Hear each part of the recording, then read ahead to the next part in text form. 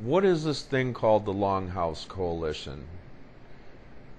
I'm going to talk about what I see it as, because my understanding of it may not be exactly what's word for word on the intro documents on the site or that kind of thing, but to me, the Longhouse Coalition is a group of candidates from all different political parties and all different walks of life that have come together in one group and agreed to one platform in order to serve the people, to give the people an honest choice between the same status quo with the two-party system that we've got in this country, as in politicians bought and paid for by corporations and no longer serving the people, or new political officers, office holders that are voted in at the people's choice on a platform designed to serve the people of the United States rather than the corporate interests. Okay, we understand that business is necessary and needed in order to organize economic activity, services, those kinds of things. That's certainly a valid point. However, once a corporation gets so large and so impersonal that it no longer cares about anything but profit at the expense of everything else, the environment, the people, and all those kinds of things, then we need to take a look at what's really going on here. Are we serving the interests of our future generations and ourselves and the future of humanity? Or are we leaving ourselves wide open to an aberration, a kind of collective insanity, if you will? To me, it's more suggestive of the latter in the current conditions and situations. Now, the Longhouse Coalition platform would repeal things like the Patriot Act, the Military Commissions Act of 2000, those kinds of things, and get us back to our constitutional rights. The Longhouse Coalition would also focus on the environment, on sustainable economies, on sustainable energy production, sustainable housing and building codes, those kinds of things.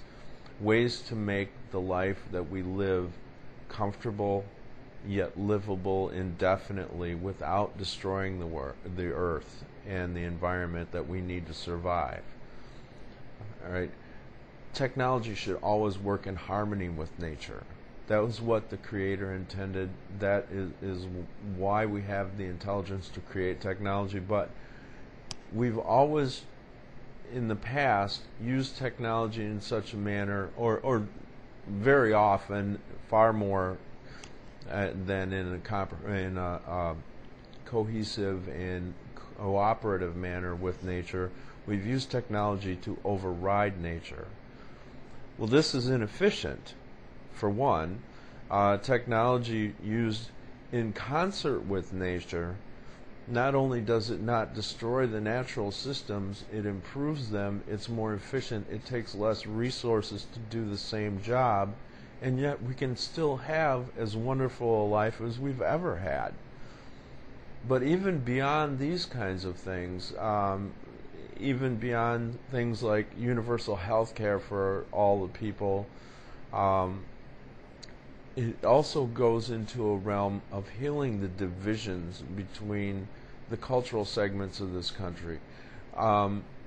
Reparations, as were promised after the Civil War to the black folks, they were promised each had a household 40 acres, and to fulfill that promise to the descendants of those heads of households wouldn't take all that much land area, and it would take a long step towards healing an old wound that really is harming this country. Again, we're not talking about taking away from people. We want to move agricultural subsidies to those making less than $1 million a year, which means really small family farmers and the like.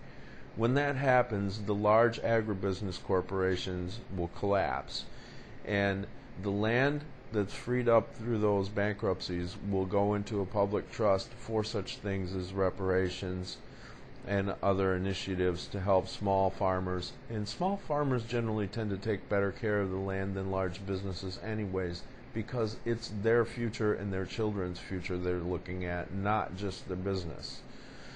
So there's that aspect of it. We also want to give back 35 to 45% of the national forest to the Native Americans. Another great wound that needs to be healed from the beginning of this country on. The way that the land was distributed to the European descendants in this country was not fair, it was not right, it wasn't moral, and we really need to address that. But even beyond giving back something to assuage the harm that was done in what amounts to us as antiquity, it's also about how do we integrate all those cultures into one better culture. All of us were born into this world in the way we found it. We didn't really get a choice on where we were born, unless you're talking in the spirit realm, but as people living here in the earth, we were born where we were, in the countries we were born in, with the nationalities we were born in, with the situation as we found it when we came into this world. This is home for people like me. This is home for Native Americans. This is home for African Americans.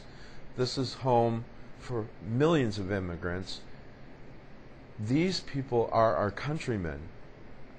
These are our fellow citizens. All of them. And what really is the great possibility of this country, of the United States of America, is to take the best, the brightest, the most wonderful of all these things and meld them together to become one people and one nation in such a way as that we were better than anything we ever were before as individual cultures, individual nations, individual people. We can become much better than we've ever been if we take the time. That is also the spirit that underlies this effort. The Longhouse Coalition candidates have all agreed to these principles, and they are actually giving the people of this country a choice for something different, something better, something wonderful. Now, everyone has their own way of wanting to do things, their own way of seeing things, their own ideas for what we can do better. But until all the people in this country actually have a voice in their politics again, rather than money controlling politics, that's not going to happen. The status quo is stagnant. The Democrats have led us up to what the Republicans have just done. The Republicans have led us down a path that's very dark in the future if we keep following it. They've done harm to millions around the world. Both parties have. It's time to make the United States the wonderful, shining example, the place that lifts the people of the world up. We really need to lift the people of the world up through help, through teaching, through example, through assistance, through building wealth for those people, through helping them to learn sustainable technologies, not by going in and pushing our way around and taking over and toppling their governments and telling them how they have to do things, but showing them how they could do things. So that's what the Longhouse Coalition is. It's a possibility for a much better future. It's a possibility for real choice.